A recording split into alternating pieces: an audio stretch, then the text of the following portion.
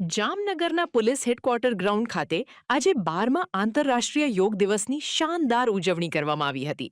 જિલ્લા વહીવટીતંત્ર અને પોલીસ વિભાગના સંયુક્ત ઉપક્રમે આયોજિત આ કાર્યક્રમમાં રાજ્યમંત્રી રીવાબા જાડેજા સહિતના મહાનુભાવો ઉપસ્થિત રહ્યા હતા. આ વર્ષની theme yoga through healthy ageing પર વિશેષ ભાર મૂકીને મંત્રીશ્રીએ યુવાનો, વડીલો અને માતૃશક્તિને યોગને દૈનિક જીવનશૈલીનો ભાગ બનાવવા અપીલ કરી હતી. કાર્યક્રમમાં કલેક્ટર, ડીડીઓ અને નેવીના જવાનો સહિત મોટી સંખ્યામાં શાળાના વિદ્યાર્થીઓ અને નગરજનો યોગમય બન્યા હતા. વિવિધ આસનો અને પ્રાણાયામ દ્વારા લોકોએ શારીરિક અને માનસિક તંદુરસ્તીનો સંદેશ પ્રસરાવ્યો હતો.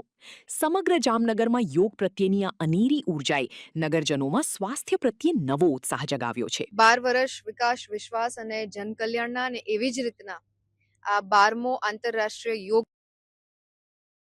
જૂનના રોજ સમગ્ર સહિત ભારતમાં જ્યારે ખૂબ ઉત્સાહપૂર્ણ રીતે ઉજવવામાં આવી રહ્યો છે, ત્યારે આજે જામનગર જિલ્લામાં પોલીસ હેડક્વાર્ટરના ગ્રાઉન્ડમાં ખૂબ સરસ રીતે જિલ્લા વહીવટી પ્રશાસન દ્વારા, પોલીસ ડિપાર્ટમેન્ટના સહયોગથી તેમજ સર્વે બંધુ ભગીનીઓ દ્વારા આજના આ દિવસે યોગ દિવસે જ્યારે પાર્ટિસિપેટ કર્યું ત્યારે મને એમાં ઉપસ્થિત રહેવાની તક મળી.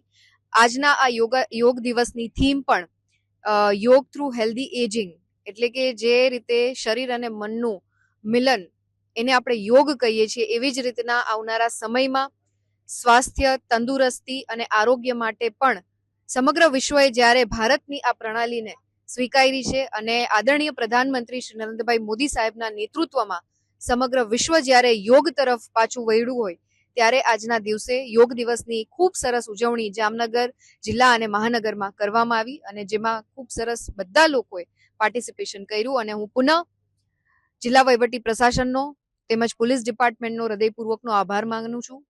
ખૂબ સુંદર વાતાવરણમાં આજનો આ દિવસનું ઉજવણી સંપન્ન થઈ અને સાથે સાથે સમગ્ર જનતા જનાર્દનને પણ આજના દિવસની ખૂબ હૃદયપૂર્વકની શુભકામનાઓ પાઠવું છું.